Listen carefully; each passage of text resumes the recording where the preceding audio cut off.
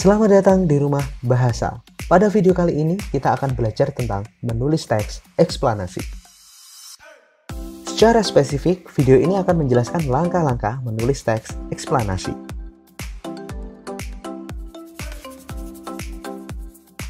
Langkah pertama, menentukan fenomena. Bagaimana cara menentukan fenomena? Kalian harus memilih terlebih dahulu fenomena apa yang ingin kalian tulis.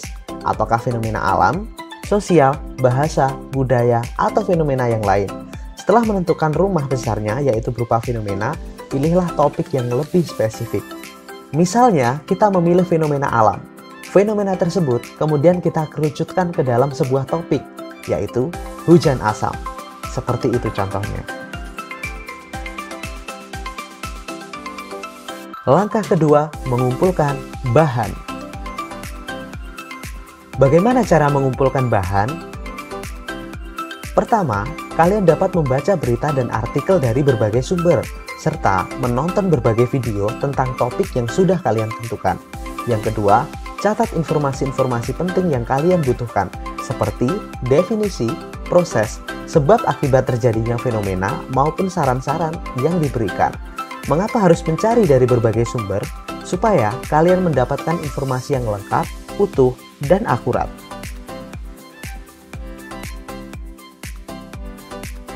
Langkah ketiga, menyusun kerangka. Bagaimana cara menyusun kerangka? Menyusun kerangka artinya memecahkan topik ke dalam beberapa subtopik, lalu menyusunnya secara sistematis dan logis. Contoh topik yang kita pilih adalah tentang hujan asam. Pada bagian pernyataan umum, kita dapat menyampaikan pernyataan singkat tentang hujan asam dan definisi hujan asam. Pada bagian deret penjelas, kita bisa menyampaikan tentang sebab terjadinya hujan asam, proses terjadinya hujan asam, dan dampak terjadinya hujan asam. Pada bagian interpretasi, kita bisa menyampaikan ulasan terhadap hujan asam dan saran supaya hujan asam dapat dicegah atau dikendalikan. Langkah keempat, mengembangkan kerangka. Bagaimana mengembangkan kerangka? Kembangkanlah subtopik yang telah kalian buat ke dalam beberapa kalimat. Hubungkanlah setiap kalimat menjadi rangkaian kalimat yang padu dan koheren. Teks eksplanasi memiliki konstruksi atau susunan sebagai berikut. Yang pertama, pernyataan umum. Bagian ini berisi pengenalan fenomena kepada pembaca, dimulai dari definisi dan hal-hal umum terkait fenomena. Yang kedua, deret penjelas. Bagian ini berisi rangkaian paragraf yang berfungsi untuk menjelaskan proses, sebab, dan dampak atau akibat dari fenomena. Yang ketiga, interpretasi.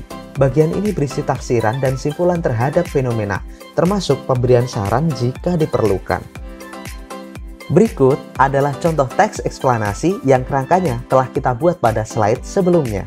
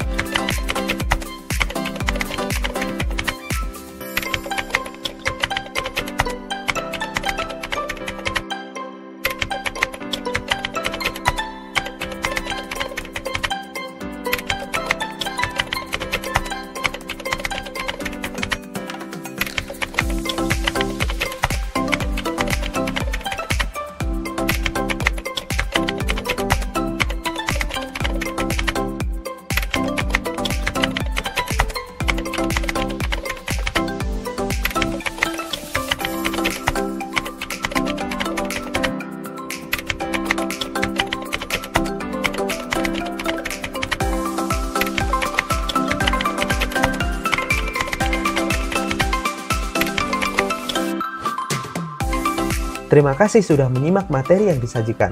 Sebelum meninggalkan video ini, jangan lupa klik tombol subscribe. Jika kalian memiliki saran atau pertanyaan, silakan tulis di kolom komentar. Like dan share jika menurut kalian video ini membantu dalam belajar. Salam literasi.